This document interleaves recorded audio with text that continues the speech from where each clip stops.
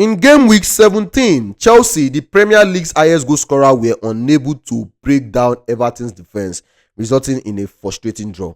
Now, let us break down how Everton managed to stop Chelsea from scoring. Chelsea lined up in our usual 3-5 formation. 3-2-5. The three centre-backs were Asset Disasi, Tosin Adarabioyo and Levi Colwill, while Enzo Fernandez and Moses Caicedo played as the double pivot. Pedro Neto was stationed on the right wing, Jadon Sancho on the left, and Nicholas Jackson led the attack. Malo Gusto, filling in for the suspended Marco Cucurella, took up the left back position, but he was attacking the left half space, this position, while Cole Palmer was roaming around the pitch. He could be here, he could be here, he could be anywhere. He was roaming around the pitch and often dropping into space between the lines. To counter this 3-2-5 shape, Everton laid in a 4-5-1 mid-block, which was centrally focused. Their 5-man midfield suffocated the passes in the middle pack, 1, 2, 3, 4, 5. Knowing Chelsea's strength lies in exploiting these pockets to progress the ball. The wingers in Everton's system played more like midfielders, helping to plug the gaps and prevent Chelsea from accessing their usual attacking routes. You see, this Everton mid-block, they did not just sit back passively. They actively pressed. They pressed Chelsea players, making it difficult for Chelsea players to enter. These two guys to enter. We were not able to enter because this 4-5-1, like I said, they blocked the central progression. They blocked it. They did not allow Chelsea to do central progression. It was a very wonderful masterclass from Sean Dyche. Like it worked.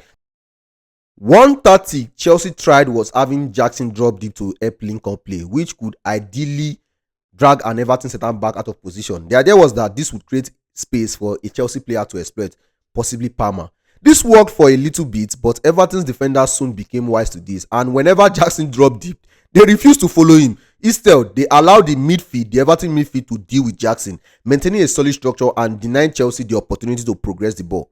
Another way Chelsea attempted to break the Everton block was by playing long balls over the top, bypassing the congested midfield. While this method had some success, Chelsea could not capitalize on it to create clear-cut chances.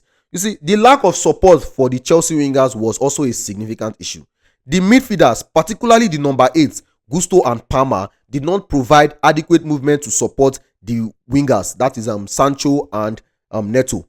Gusto tried to assist Sancho, but he was often tracked closely, leaving the winger isolated. Palmer, who was roaming, was not effective in attacking the right half space channels, and as a result, Chelsea's wide play lacked fluidity.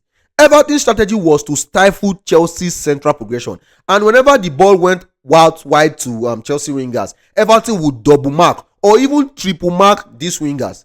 This pressure on Chelsea's wingers, combined with the lack of support from the number 8, led to Chelsea being unable to break through the Everton defensive lines. In attack, Everton's primary method of progression was direct balls to Dominic Calvert-Lewin, but Chelsea's defense, especially Tosin Adarabioyo, were dominant in area duels, and they handled the physical challenge well. Ultimately, Everton's well-executed game plan succeeded in nullifying Chelsea's attack.